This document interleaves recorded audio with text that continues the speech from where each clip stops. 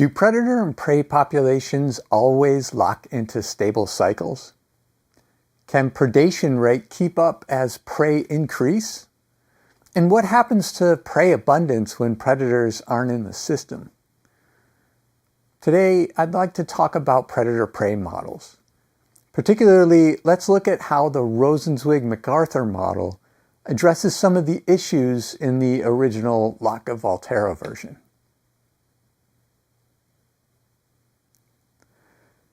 In the early 1900s, Vito Volterra and Alfred Lotka independently developed equations that were useful in describing predator-prey dynamics.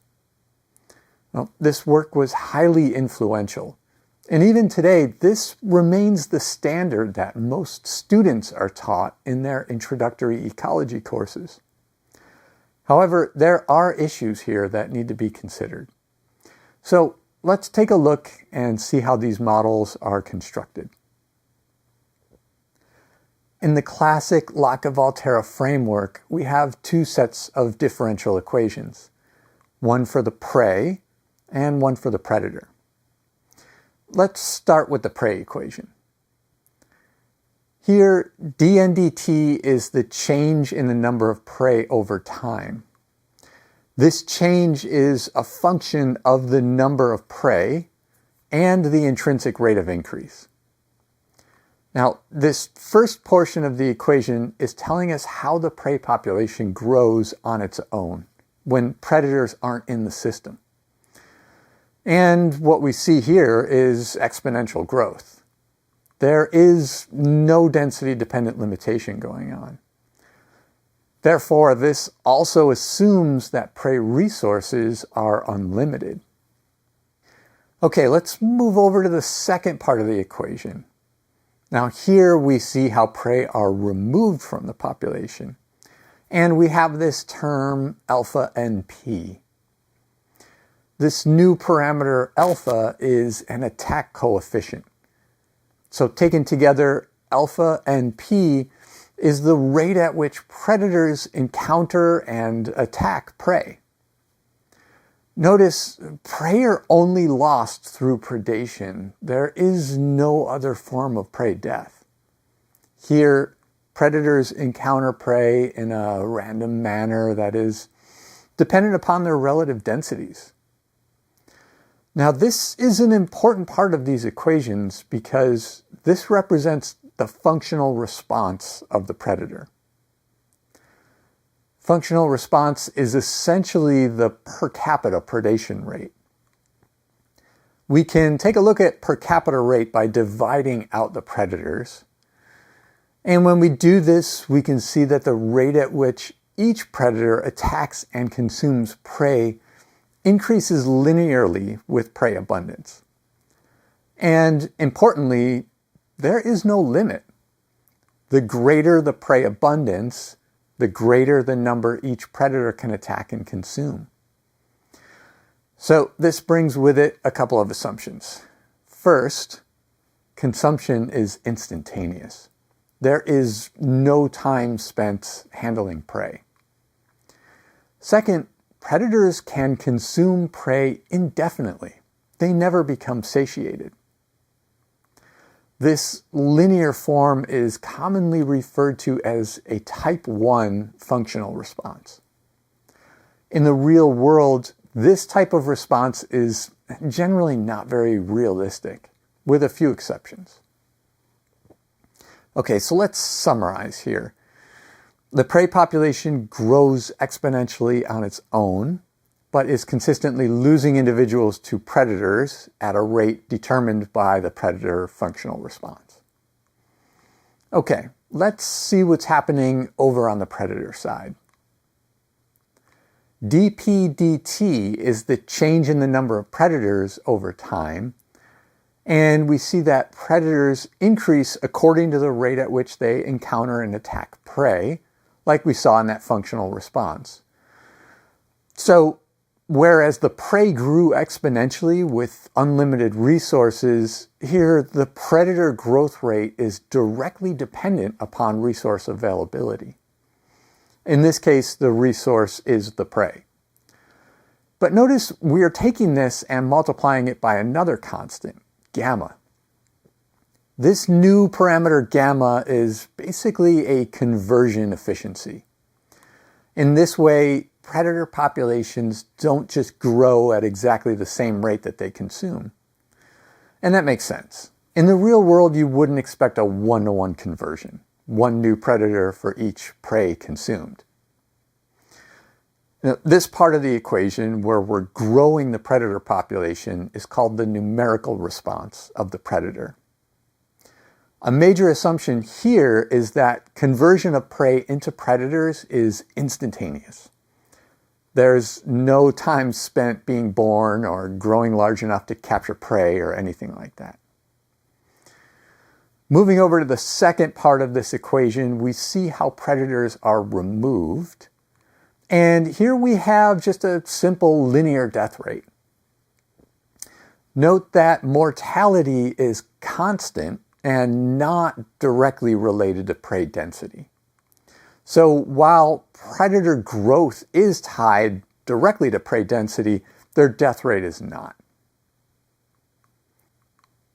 Okay, let's recap.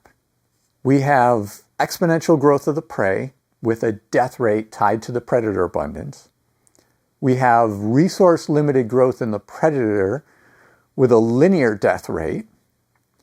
And if we put this all together, this can result in a few different outcomes. We could see a situation where one or both of the populations crashes out, or we could end up with the type of classic cyclical patterns that these equations are known for. But what's missing here is any kind of stable two-species, single-point equilibrium. So how realistic is this? When predators are absent, can prey really grow exponentially? When prey are superabundant, can predators consume them indefinitely? Clearly, there are some limitations here. But the science of ecology continues to progress. And one important development that came was from C.S. Holling, who was focused on creating a more realistic predator response. In 1959, Holling published a functional response that increases with prey density, but saturates at an upper limit. This saturating function takes the same basic form as the Michaelis-Menten equation, but in this context, it's placing a limit on the number of each prey that a predator can capture and consume. In his equation, this upper limit is directly related to the time that predators have to spend handling their prey. Originally called the disk equation, it's more commonly referred to as a type 2 functional response. And numerous empirical studies have shown this to be a much more appropriate form for most predator-prey systems. Fast forward to the 1960s, and two ecologists, Michael Rosenzweig and Robert MacArthur, improved on the classic Lotka Volterra equations in two important ways.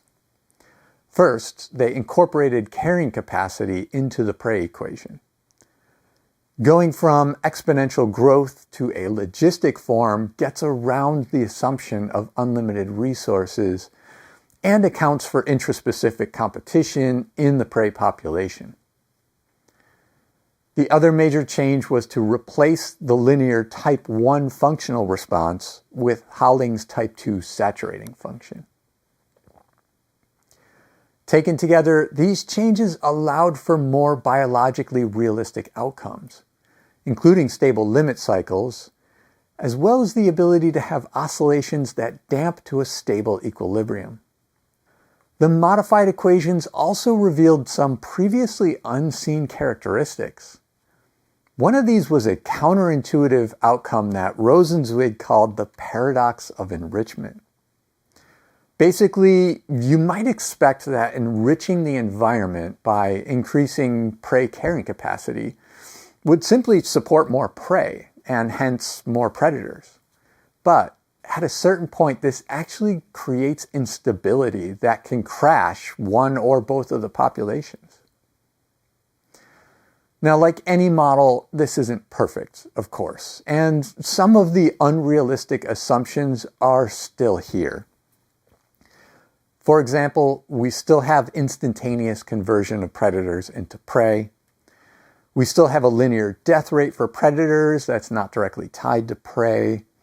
Some have even argued that the whole paradox of enrichment thing is actually just a consequence of having prey-dependent functional response, and isn't something that actually occurs in nature. Now, this also assumes that the environment doesn't change, that there's no phenotypic plasticity, no adaptive radiation, no behavioral changes, things like that. While these may seem like major limitations, and in some ways they could be, it doesn't distract from its usefulness. The models are conceptual tools. They aren't intended to replicate every aspect of the natural world. In fact, one of their strengths is that this serves as a flexible framework that can be altered and used to address different applications in community ecology. In some ways, the limitations have even sparked some interesting debates. For example, I mentioned earlier about the paradox of enrichment possibly being an artifact of using prey-dependent functional response.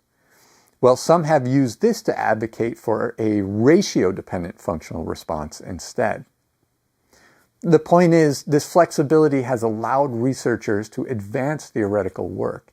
And this includes important research on things like the mechanisms of species coexistence and of community invasibility. I would really encourage you to explore these models on your own. I've posted some R code for the Rosenzweig MacArthur model below to get you started. The parameters used should produce simple damped oscillations, but of course, feel free to mess around with the parameters. See for yourself how they affect the dynamics of the system. Or better yet, you could add to or change some of the components. Maybe add stochasticity to the predator death rate. Or try using a ratio-dependent functional response, if that seems more suitable for your study system. There's a lot you could do with this. Maybe in another video we can try working through some of the applications. But that's all for now. See you next time.